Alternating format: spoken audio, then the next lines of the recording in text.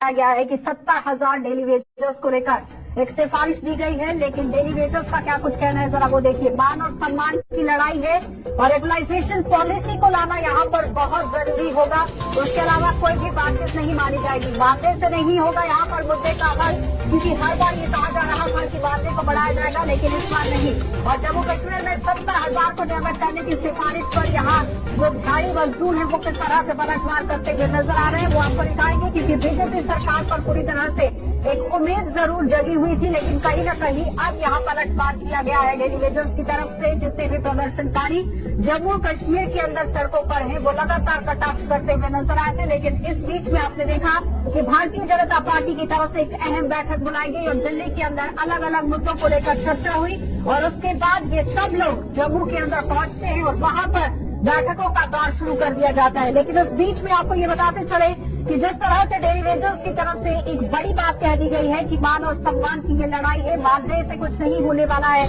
Permanent इन लोगों को किया जाए, रेगुलाइजेशन पॉलिसी यहाँ पर लाई जाए और उसी को मद्देनजर रखते हुए कामकाज होना चाहिए। आपको बताते चले कि 26 जनवरी 1994 को इस पर रोक लगा दी गई थी। कैजुअल सीजनल जो वर्कर्स यहाँ पर लगाने शुरू कर दिए गए थे। 97 से यहाँ पर आप देखिए 70,000 इनकी संख्या पहुंच गई और 2009 में कमेटी का गठन होता है जिसमें सारी समस्याओं के समाधान करने की बात कही जाती है, लेकिन कमेटी ने रिपोर्ट नहीं सौंपी और 2014 में यहाँ एमपी और साथ ही साथ कांग्रेस की सरकार बनने की उम्मीद जरूर जगी थी, लेकिन सरकार सत्ता में वापस नहीं आ पाई और कमेटी यहाँ पर नहीं बनी, जिसके बाद यहाँ रिपोर्ट जो है वो नहीं सौंपी गई। 10 साल के बाद का समय आप देखिए किस तरह से यहाँ रखा गया था और 2017 में जब पीडीपी और बीजेपी की सरकार आती है तो मानदेय को बढ़ाने की सिफारिश यहाँ पर की गई, जिसमें कहा गया कि 10 से 15 साल जिन लोगों को हो गए हैं लगे हुए उन्हें 15,000 रुपया दिया जाएगा और 15 से 20 साल जिन लोगों को हो गए हैं उन्हें 17,000 रुपया दिया जाएगा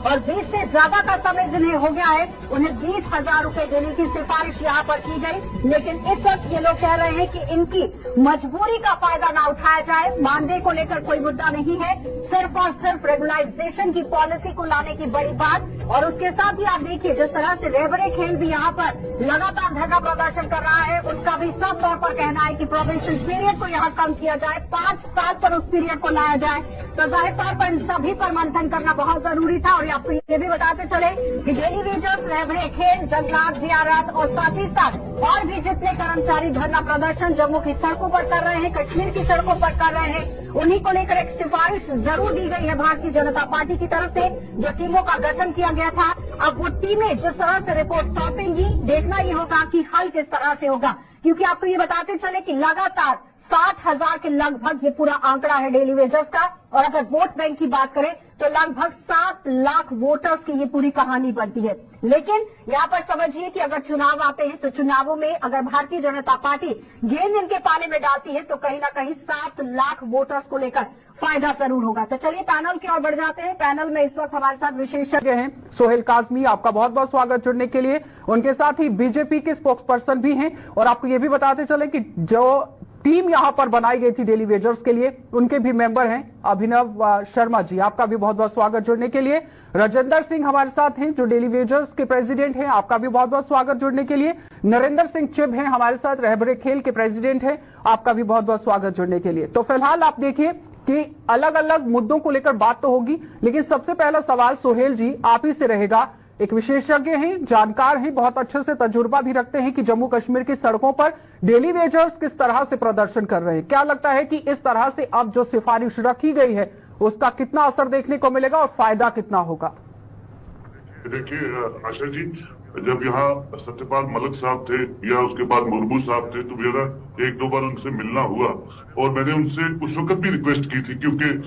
हम कोविड की सिचुएशन में आ रहे थे तब और 2-3 साल आपने देखा होगा कि SSRB, पब्लिक सर्विस कमीशन सब डिफंक्ट थी यहाँ जम्मू कश्मीर यूनियन टेरिटरी में, और ये सब लोग वक्तन फवक्तन डेमोन्स्ट्रेट करते थे सड़कों पे, जम्मू की भी और कश्मीर की भी। ये वो लोग हैं जो अननेसेसरली परेशान है। अब कोई ये कहता है कि किस पार्टी ने इसको लगाया, कोई कहता है कि कांग्रेस ने लगाया, इन बेचारों का कोई कसूर नहीं। ये किसी न किसी सक्सेसिव गवर्नमेंट ने किसी न किसी रूल के तहत इनको एम्प्लॉय किया है और कुछ की सर्विस तो 20 साल होगी, कुछ की 15 साल होगी, कुछ तो रिटायर होने वाले। तो मैंने हमेशा उनसे कहा जो मुर्मू साहब थे यहाँ के, सर अगर ये आप रेगुलराइज कर दे 60-70 हजार लोग, क्योंकि सारा रिक्रूटमेंट प्रोसेस यहाँ बंद था 2-3 साल से और यहाँ पॉपुलर गवर्नमेंट नहीं है, तो मैं